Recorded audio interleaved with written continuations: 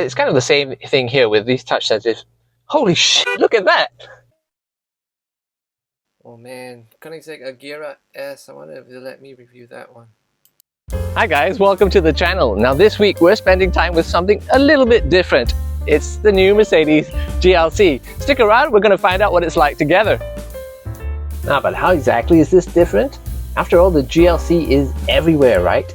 And worldwide it's actually the best-selling Mercedes-Benz model, and here in Singapore it also sells like hotcakes. But this is the GLC 300e, which is a plug-in hybrid. That means you put petrol here, just like with any regular car, and you put electricity here, just like with an electric car.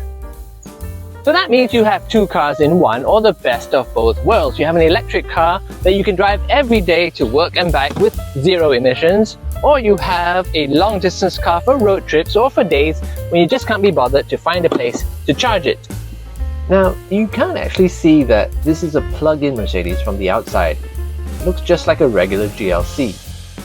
You can't even see anything different under the bonnet. But let's take a look at some specs here. Now, the 2-litre turbo engine puts out 204 horsepower, and the electric motor itself produces 134 horsepower. Now together you're talking 313 horsepower, which is a lot. Now, people buy the GLC because they're family men, and there is actually a lot of room in the back for your family. So if I was like a freakishly tall kid, I would have lots of room to jump around. There's headroom galore, even though there's a glass sunroof here, and this new one is actually longer than before in the wheelbase, so there's lots of room over here.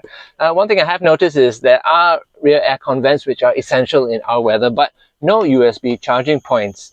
This is the AMG line, so you get these nice racy red leather seats. But something I want to point out is that you can't recline these rear seats, or you can't move them forward and backwards, which you can do with some competitors. Now the other thing is, because it's a plug-in hybrid, you do lose a bit of boot space. Let me show you what I mean.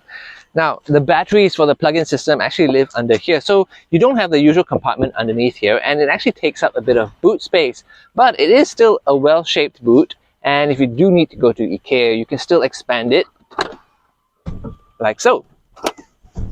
So everything's new up front. Well, new to the GLC, but not new to Mercedes. This is basically the same setup that you get in the C-Class. So you've got a portrait-style 11.9-inch touchscreen here, and as you can see, it's all very bright and very clear. And it works with Apple CarPlay, and that's wireless as well. Something I want to show you is that these climate controls are always here, even if you have a map open or CarPlay open. So that means you can change the settings directly. You don't have to go into a menu, and you can just tap straight away. I do have one complaint though, and that's this little slider for changing the volume of whatever you're listening to. It's just a little bit fiddly and imprecise. I just wish Mercedes would give me a knob to play with. It's the same thing with these touch-sensitive pads here. I mean, they all look nice and slick, but when you use them, you don't get much feedback, and you're kind of just sliding your thumb around and hoping for the best. But here you get the 12.3-inch driver displays, and they not only look great, you can change the skins if you don't like traditional round dials. Now, how lovely is that? So I really think that one reason people really love their Mercedes-Benzes these days is for the interiors. I mean, it just looks so modern and yet elegant at the same time in here. But how does the GLC 300e actually drive, and how does it perform as a plug-in hybrid? Let's find out, but first things first, let's charge the battery. Now, doing that is just like charging any electric car. So you always get the VIP parking spot that's always full of Teslas and Porsche Taycans. Now you can do fast charging, which takes less than half an hour, or just do regular charging, which takes up to 3 hours, which is perfect if you want to hog the parking spot. Now, with a full battery, the car is predicting that I can cover 98 kilometers on electricity, but I'm pretty sure I can stretch it further than that. Now, I'm just going to drive around in different traffic conditions, and let's see how we go. I have to say I quite like the GLC as an electric car, but it does have 3 driving modes, three main driving modes, electric, hybrid, and sport. And when you put it into sport, the engine wakes up. You can guess what that does, and woohoo, this thing really flies. Okay, but that's enough of that. Let's just get back to our experiment. On paper, the GLC can cover 138 km on electric power. That's enough for roughly 3 days of driving in Singapore on average. But I'm going to say the real-world range is probably something like 100 to 110 kilometers.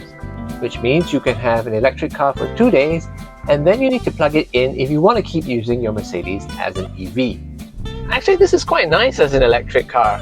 Okay, you can kind of feel that the rear suspension is quite firm, and I think that's because all the heavy batteries live back there. But it's just so quiet, and the only thing you can hear is the aircon system. And the acceleration is so smooth and instantaneous.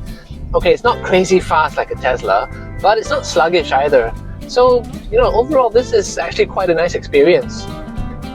Okay, at the end of the day, I managed to get 110 kilometers on pure electric power. And then I finally ran out of juice and the engine had to take over. So let's summarize. The new Mercedes GLC is bigger inside than before, and the interior is also nicer. It's also more digital, which everyone seems to want. So all the things that made the last one so successful are still here, and they've all been improved on. But the question is, should you drive a plug-in hybrid, or should you just stick to the regular petrol GLC? Well, Mercedes does offer 6 full electric models for Singapore, but if you're not quite ready to make the switch, then this could be the perfect solution. You get to see what driving electric is like, and you get to see whether you think charging is a hassle. But you can do all that without the range anxiety because you still have the petrol engine. Now keep in mind, most people who drive an electric car say they never want to go back to combustion. So the GLC 300e might be your first plug-in hybrid electric car, but it might well be your last combustion car too. Hey, thanks for watching, and if you want to thank us, please give us a like or maybe hit subscribe or share this video with your friends. We're just a new channel and we're just starting out, so we could really use your support. See you next time.